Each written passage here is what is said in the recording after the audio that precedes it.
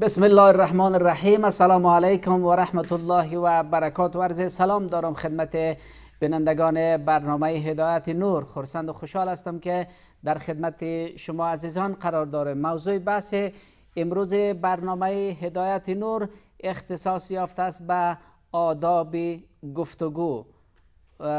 این بحث برنامه را با جناب استاد محمد مرویسی قیاسی، آگاه مسائل اسلامی و نویسنده که از طریق خط اسکایپ با ما وصل هستند پی میگیریم. جناب استاد سلام علیکم و رحمت الله و برکاته.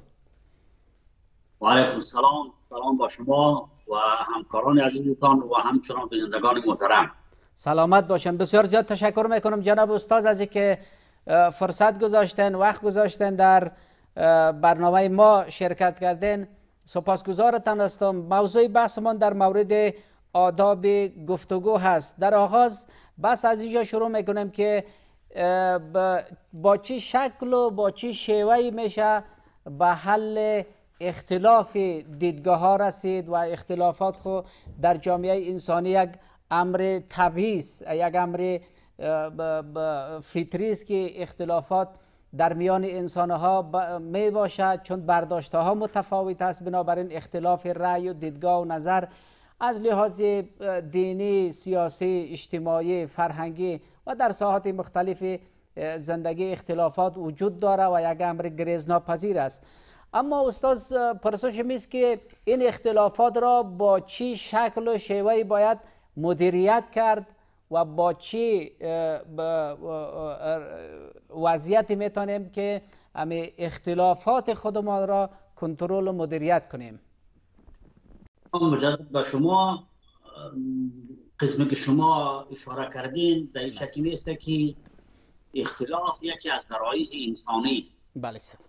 خب انسان که با هم اختلاف دیدگاه داشته باشه معنای امو یا امو غریزه است در سوال می رود که حتما باید انسان قسمی که خداوند خلق کرده با تفکر مختلف، با دیدگاه های مختلف، حتی با همه شکل چهره مختلف، این به معنای عزیز که اختلاف حتما وجود داره. اما اینجا قبل از همه چیز یک چیز باید توضیح بدیم که اختلاف در کدام عرصه. درست. ما اختلافات زیاد داریم. یک کس اختلاف میکنه در یک مسئله دینی، یک کس اختلاف میکنه در یک مسئله علمی، مثلا بحث‌های فلسفی که میشوه یا بحث‌ها مناظرهای منطقی که میشوه. بله بله. یک کس اختلاف میکنه در مسائل سیاسی. بله. شاید بیشتر منظور شما از اختلاف سیاسی باشه. بله. اختلاف سیاسی را برمیگرده و همو اختلافات را که من یاد کردم. درست. به این معنا که همین سیاست یک مکتب می باشه و باز این مکتب در خود مکتب‌های مختلف داره. بله. مثلا یک کس ایدئالیست است، یک کس ریالیست است، یک کس سکولار است، یک کس مسلمان است، یک کس مومن است. هر کس به یک نظام، به یک ارزش‌های وابسته است. بله. اختلاف بخواهی نخواهی برخواسته از همون طرز تفکر شاید مکتب و ایده سیاسیون ای برمیخیزه. بله. خب پس به این اساس اختلاف حتی در امور دینی که متون مقدس و هر کلامی را که انسان یا مثلا کلام انسانی است یا آسمانی است که به زمین می آید، بله، او تعبیرهای مختلف می داشته باشه، برداشت مردم مختلف می باشن. حتی در متون دینی در تفسیر از او مردم با هم اختلاف میکنن. بله. در مسئله سیاسی اگر اختلاف برخواسته از ایده ها و از مکتب ها باشه راه حلش آسان است. اما اگر اختلاف برخواسته از سلیقه های شخصی باشه، از کنش شخصی باشه، از شخصیت خود انسان باشه، به خاطر مقام باشه، به خاطر جا باشه، به خاطر پول باشه، باز اختلاف مذموم است و اختلاف نادرست است. این بر پایه یک اصول استوار نیست. با این اساس یعنی در مجموع باید ما را قبول بکنیم که اختلاف یک امر حتمی در انسان است و یک غریزه است. درست. بسیار خوب. استاد گفتنی که اختلاف یک غریزه است و یک امر انسانی است و دو گونه اختلاف میتونیم داشته باشیم. یکی اختلاف ممدوح هست که شما با او اشاره کردین و یکی اختلاف مذموم. استاد همه اختلاف ممدوح و بحث علمی و کشفیات و کشف شدن حقایق هست، چیزی هست که باید باشد. مثلا در امر مسائل دینی هم داریم. بس بیشتر در سر اختلافی است که منجر به نزاع و جدال و کشمکش و حتی جنگ و قتال و خونریزی میشه. اینجاست که یک مقدار مشکلات به وجود می آید. منظور از پرسش ما هم است که همین اختلاف باید ما و شما مسلمان ها به عنوان مسلمان، به عنوان کسایی که الله متعال در قرآن کریم و همچنان پیامبر خدا صلی الله علیه و سلم در احادیث بسیار زیادی از اختلاف مذموم، از اختلافی که منجر به نزاع و کشمکش و قتال و خونریزی به انجامه برحذر داشته مسلمانان را. اما روی هم رفته متاسفانه در جوامع اسلامی امروز نه تنها افغانستان بلکه اکثریت کشورهای اسلامی گرفتار و درگیر همین اختلاف مذموم هستند که منجر به جنگ ها و خونریزی شده و همین چند ماه پیش حتی در ماه مبارک رمضان در سودان شاهد درگیری ها بودیم که اکنون هم ادامه داره، یکی از کشورهای اسلامی است. منظور استاد که همین اختلافی که منجر به اختلاف مذموم میشه، منجر به جنگ و قتال میشه، مسلمان ها چی کار بکنن که مثل دیگر مثلا مثل اروپایی ها و غربی ها یک سیستم شیوه جور کردن که به جنگ نمیرن به خاطر حل مسائل اختلافات سیاسی و دیدگاه هایشان. ما و شما مسلمان ها چرا چنین میکنیم و راه حل به نظرتان چی است؟ خب اختلاف ممدوح و اختلاف مذموم در همه راستا، حتی در مسائل علمی، فلسفی و حتی در تفسیر متون مثلا دینی هم اختلاف مذموم و ممدوح ما داریم. خب ما به خاطر استفاده از وقت میایم در همین مسئله اختلاف مذموم یا ممدوحی که در رابطه با سیاست است، درست، با درگیری های سیاسی است که او با گفته شما با نزاع و قتال می انجامه. در این شکل نیست که قسمی که اشاره کردم، اگر اختلاف برخواسته از نیت باشد، نیت اصلاح باشد، نیت گفتمان باشد، نیت رفاه باشد، مثلا یک کسی یک قسم فکر میکنه جامعه خدا پیش میبره، یک کسی یک قسم دیگه، یک سیاست مدار، درست، این اگر نیت ها درست باشه، این میتونیم که بگیم اختلاف ممدوح که سبب ترقی، سبب پیشرفت، سبب توسعه یک کشور یا یک سرزمین یا یک ملت بشه. بله. کسی که شما اشاره کردید اختلاف مذموم عمو اختلاف است که او برخواسته است که شخصیت باشه، از خودخواهی باشه که متاسفانه کشور ما هم در این گپ در طول تاریخش و باز در طول تاریخ 50 سال اخیرش از این گپ ببره نیست و اختلاف مذموم سبب شکست ملت ها، سبب تباهی، سبب بربادی، سبب هلاکتی حتی ملک و دین می شود. شما اشاره کردید که مسئله اروپایی ها در این گپ در تاریخ اگر چندی که یک فطرت خداوندی است که یعنی نزاع جنگی را خداوند را فیصله کرده در قرآن کریم که والله دفع الله الناس بعضهم ببعض لهدمت صوامع و بیع و مساجد یذکر فیها اسم الله. اختلاف و جنگ همیشه وجود داره، اما از نگاه منطقی و فلسفی قاعده بر همین است که در یک زمان دو جناح نمیتونه که هر دویشان باطل باشه یا هر دویشان حق باشه. حتما یک جناح باطل باشه و یک جناح برحق. ولی از نگاه عملی ما خودمون که میبینیم بعضی وقت میشه که دو جناح هر دویشان باطل میباشن. خصوصا در کشوری که شما در کشورهای توسعه نیافته و در کشورهایی که اقتصاد ضعیف دارن و بنیاد و اساس ملکشان به اساس عدل، به اساس مساوات یا به اساس دیدگاه درست بنا نشده و او کشورها یا ملت‌ها کارشان به جنگ و نظام میکشن. بله سر. اصل امو داستان است که امو خشت اول کجنیت معمار گرنیت معمار کج تا سریا میرود دیوار کج. علت‌های اساسی دارن نزاع‌های مذموم که ما در روی ارتباط انشاءالله امروزتان صحبت می‌کنیم که سوالای بعدی باشه. انشاءالله. ولی اروپایی‌ها هم در طول تاریخشان از این گپ چی نبودن، یعنی مستثنا نبودن جنگ‌های قرون وسطا، بعد از او جنگ‌هایی که مابین کشورهای اروپایی شده، او با مراتب بدتر و تاریخ سیاه‌تر از این مسائل دارند. بعد از قرن 17 و خصوص بعد از رنسانس فرانسه که گپا یک ذره فروکش کرد، اونا درباره منافع خودشان عاقلانه‌تر فکر میکنن، منافعشون بر هر چیز مقدم میدانند. اما با وجود از را مزمون فطرت خدایی که خدا فیصله کرده از اون جلوگیری کردن ندانستند. جنگ آخر اوکراین نشان میده که یعنی روسا را یک بخششان و تفکرشان اروپایی است و همین تفکر روسیه، کمونیسم وقت روسیه اصلا برخواسته از غرب اروپا است. ولی این گپ در اونجا هم هست.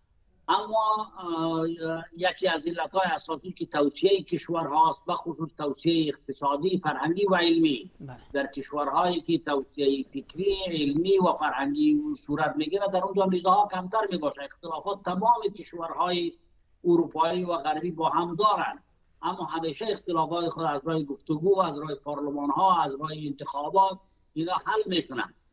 و یک علت دیگر هم در اختلافات مذمومی که در کشور ما و شما و در با سایر کشورهای اسلامی هست که برای ما اساس گفتم سنگ بنیاد از این به اساس عدل و اساس نیت نیک گذاشته نشده این نظام ها و رژیم ها، به این خاطر اختلاف پیدا میکنه. ولی یک علت اساسی دیگر هم دستاندازی های اروپایی ها و غربی ها دارند که اونها نمیخوان که در کشورهای ما و شما رفاه، آرامش و پیشرفت باشه.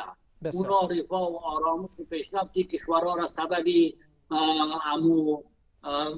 منع هژمونی اقتصادی یا امپریالیسم و فکری خود میدانند. مثال شما مثالش در سودان گفتین. در بهار عربی ما بیاد دارم که کاندولیزا رایس در سال 1996 در یک برنامه تلویزیونی که دو وقت مشاوری امنیت ملی آمریکا بود، او گفت که ما شرق اوسط جدید میسازیم. استاد با معذرت که صحبتتان قطع میکنم، استاد برمیگردیم دوباره به صحبت های شما. بینندگان عزیز، میان برنامه کوتاه. سلام مجدد عرض میکنم خدمت بینندگان عزیز. شما بیننده برنامه هدایت نور از طریق شبکه تلویزیون نور هستین که با جناب استاد محمد میرویس غیاثی، نویسنده و کارشناس مسائل اسلامی هستیم که از طریق خط اسکایپ با ما وصل هستند. استاد میگفتین که نمونه حل مسائل اختلاف کشورهای اروپایی هستند و مثال هم دادن که مشاور امنیت ملی امریکا چیزی گفته بود. در همین مورد میشنویم استاد. ما گفتم یکی از علت اختلافات مذمومی که در کشورهای ما در جهان سوم، در کشورهای توسعه یافته بخصوص در کشورهای اسلامی، علاوه از علت‌هایی که و دلایل داخلی داره که اشاره کردم به او که مسائل عدم عدل است، عدم بنای اساس ملک به اساس عدل و خوبی است.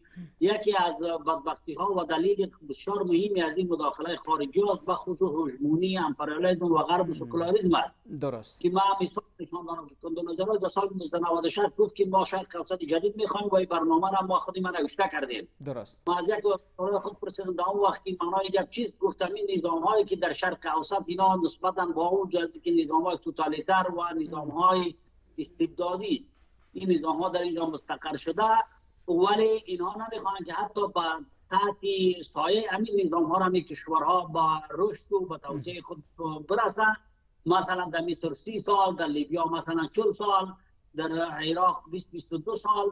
همین کشورها تحت نظام‌های همین دیکتاتوری هم ولو که بود تا یک جای توسعه یافتن، به علم رسیدن، تحصیل کردن، اقتصادشان خوب شد.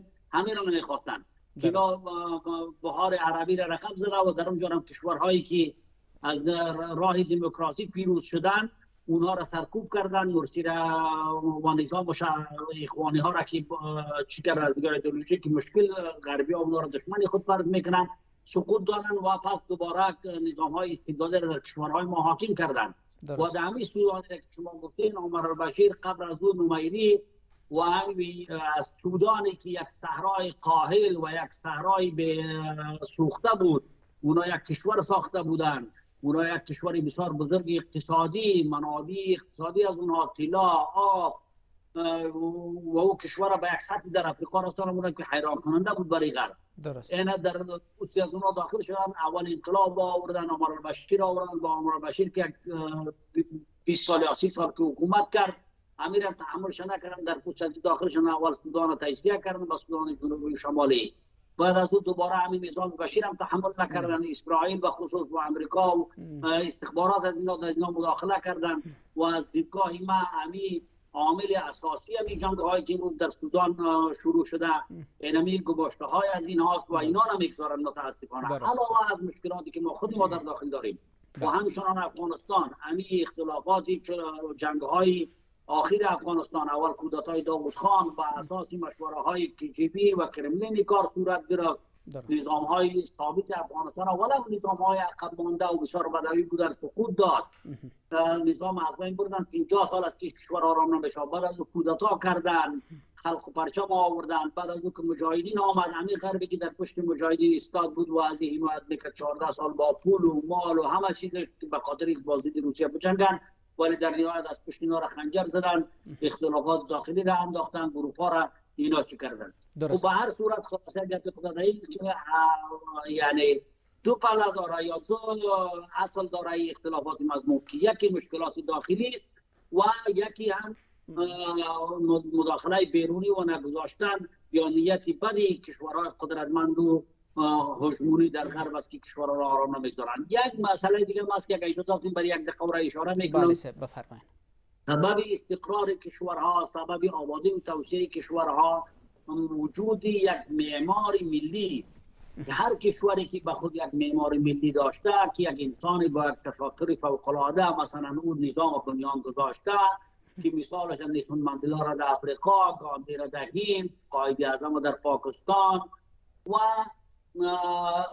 امام خمینی را در ایران، لنین در زمانش در روسیه که نظام روسیه را مثلا بنیان گذاشت، با وجود فروپاشی کمونیسم و نظام هنوز حفظ شده و سرزمین حفظ شده و همچنان در کشورهای غریبی هم قسم نمادهایی هستند که نظامها را درست برپا کردند. کشورهایی که بیشتر به اختلاف مضمون می روند و سبب تباهیشان می شوند، نبودی در اساسی بنیانگذاری ملکشان نبود یک معمار ملی است. مثلا افغانستان از اون جمله کشورهاست که معمار ملی نداشته. کسایی که استقلال افغانستان را گرفتن یا این جغرافیا را به می شکل نوینش که امیر عبدالرحمن خان بود یا استقلال که اینا گذاشت یا استقلال که گرفت امیر امان الله خان بود، اینا آدم‌های عادی بودن. درست. آدم‌هایی بودن که فکر بزرگ نداشتن برای ساختن یک ملت، اساس یک ملک. اینها کاری دیدگاه بسیار دور نداشتن. به این اساس یک از عواملش، سه عاملش، عدم معمار ملی، یک شخصیت کاریزما و یک شخصیت واقعی و با نیت خوب. دو، مشکلات داخلی خود کشورها، عقب ماندگی اقتصادی، یعنی عدم توسعه اقتصادی، عدم توسعه فرهنگی، عدم توسعه علمی و از آخرش هم که مداخله خارجی و طبعا طبیعی است که کشورهای خارجی در کشورهای عقب مانده مداخله میکنن و مثال امو در قریه مثلا امو یک بادار یا ارباب هوشیار و یک فامیل غریب یا خانواده‌های غریب که همیشه در زندگی از اونها مداخله میکنن و یک امری است که من نمیگم خوب است ولی طبیعتا همین قسم است وجود داره. بله استاد، خب به هر حالش بحث اختلاف دیدگاه و نظرها را داریم که یک امر وجود داره و هست. به هر حالش منظورمان استاد است که ما به عنوان مسلمان فرهنگ اسلامی و همچنان منافع ملی ما چی ایجاب میکنه که ما برای حل اختلافاتمان چی آدابی را در نظر بگیریم و با چی روش‌های، با چی اسلوبی اختلافات خود ما حل بکنیم. یعنی آداب گفتگو و آداب حل اختلاف و مذاکرات به نظرتان چی است؟ ما شما مسلمان هستیم، در متن قرآن کریم بسیار نصوص صریح و درباره حل اختلافات وجود دارد. بله. و این طائفتان من المؤمنین اقتتلوا فاصلحوا بینهما و این بغت احداهما علی الاخری فقاتلوا التي تبغي حتى تفیء الی امر الله. بله. اول همیشه که میگه یک اختلاف یا قتالی که میان مسلمانان میگه اینا با رجوع به امر خدا و رسول، یعنی با همون قوانین اسلامی، مراد از امر خدا و رسول آیات، حدیث و همچنان شروعی که بر اسلام نگاشته شده، فقه اسلامی، اجتهادات اسلامی، ما مشکلی منابی نداریم، مشکلی ذخایر علمی نداریم، با رجوع به اونها اختلاف حل شود که در مد قرآن کریم است که متاسفانه مسلمان ها این آیت عملا از زندگی خود حذف کردن و این کار نمیکنن. در احادیث پیامبر صلی الله علیه و سلم بسیار زیاد احادیث آمده که حالا مجالش نیست که ما نقل کنیم که دستور پیامبر صلی الله علیه و سلم است که مسلمان ها با هم اختلاف نکنن و باید نزاع خود حل بکنن. و علاوه از این حل اختلاف هم یک تجربه تاریخی است که همون شعر مشهور است که میگه هر که ناموخت از گذشت روزگار هیچ ناموزد ز هیچ آموزگار. حل اختلاف در افغانستان در روشنایی همین تجربه های تاریخی می شود و همچنان از دیگر کشورها. شما ببینید پیشتر من اشاره کردم داوود خان آمد یک نظام یک حزبی ساخت، مردم اصلا خوب کرد، مخالفین خود به زندان انداخت، زجر کرد، شکنجه کرد. شرایط زندانهای داوود خان که استادها و کسایی که در زندانی بودن که برای قصه میکنن خاطرات زندان استاد سیاف مثلا شما اگر بخوانید باز میفهمید که چه قسم یک نظامهای ظالم بدبخت یعنی قهار و نظامهایی که اصلا مو بر بدن انسان چه میگه زندانهای از اونها را حالت که مثلا شما بخوانید سرکوب کرد، مثلا مخالفین خود همه گیره به زندان انداخت، هیچ طرح حق اجازه سرکشیدن نداشت، انتخابات اولای جرگه و چیزها را همش تخلفی بود. این او نظامش از 4 تا نیم سال زیاد دوام نکرد، اما خداوند وعده کرده در حدیث قدسی که مظالم در حال آینده میگیره. این مثلا رفت وقتی که خلق و پرچم آمدن به عوض از اینکه اینا شعار توصیه، شعار علم، شعار دانش رو برای مردم میدادن و یک نظام اساس میگذاشتن که مردم در اون راحت نشد، اینا شروع کردن از چپراستی و پیاده مکتب تا معلم تا دانشمند انجینر به نام اخوانی که هستند در افغانستان شاید در اون زمان 50 نفر اخوانی فکری وجود نداشت، اینا را به عنوان جای سیاه زندانی کردن. این تعداد کشتاری از اونها که دستگیر کردن کشتن اگلک 50,000 نفر بیشتر میگذشت، سبب قیام ملی شد، سبب جهاد شد و سری اون نظام ها را خورد. مثلا ترکی از 9 ماه زیاد حکومت نکرد، امین از 100 روز زیاد حکومت نکرد، بعد از اون اینا بفرک آوردن، سبب مداخله خارجی شد، ارتش روس آمد، یعنی 18 جمهوریت اتحاد جماهیر شوروی هم زمان در پشت نظام بود و همین کل همین نظام از 8 سالی دوام نکرد که باز بالاخره روسان مجبور شدن از امیر گروانی. یک تجربه تاریخی بود. درست. بعد از اون مجاهدین آمدن، بازم مجاهدین هم که آمدن کسایی که در قدرت رسیدن همون شیوه را پیش گرفتن که نظام یک حزبی میخواستن، تمام ادارات دولتی را مابین خود مثلا تقسیم کردن و در این زمان در جانب مقابل آقای حکمتیار و کسانی که اونا میخواستن که بازم قدرت به عنوان یک نظام یک حزبی به دست خود بگیرن و دیگران حق ندن، یک تفکری بسیار کوچک، یک ذهنیتی که یعنی یک حزب یک گروه چند صد هزار نفری میتونه در ملک حاکمیت کنه اونا آمدن. بعد از اون اختلافات سبب تباهی همین ملک شد و بعد از طالبان آمدن. طالبان خودشان هم دیدن که با وجود مشتی آهنی تمام نیروها را رانده بودن، طالبان مثلا 5 سال یا 4 سال در اختیار نیست حکومت کردن، با چی یک فضیحت اینا دوباره رفتن، باز نظام جمهوریت آمد. در نظام جمهوریت هم ظاهرش و شعارش هم دموکراسی بود و یک نظامی توتالیتر و فاشیستی از سفارتخانه های غربی بود که اینها فقط هم جاسوسای خود کوشش میکردن جابجا بکنن. بسیار یک میزی را مثلا از خارج کرده بودن. بعد از اینم دوباره باز این نظام آمده. این همین سرنوشت نظام های یک حزبی توتالیتر و یعنی همه خاک، یعنی همه چیز برای خود میخواه همین هست. همین تجربه تاریخی را به کار بندازن، همین فکر بکنن که نظام این ملک مربوط همه این ملت است، مربوط فرد فردی عزیز از ما خودت گرفتن. بسیار خوب است. تا یک جوال این بود دارن نظر خود گرفته شما هر درسته خودش در تخصص نظام ساخته شما. بسیار خوب. در خیلی از اون کشورها ما شدن بدبختی دست کپا میزنن، یا حکم قرآن با نظر را میگیرن، هم حکم حدیث هم برداشت فقها را، هم مسائل سیاسی ملی را و در نهایتشون تجربه تاریخی را یک دوری باطل است که تکرار شده میرود. بسیار خوب است. تشکر میکنم جناب استاد از حضورتان در این بحث و برنامه که شرکت کردین. سپاسگزار هستم از شما.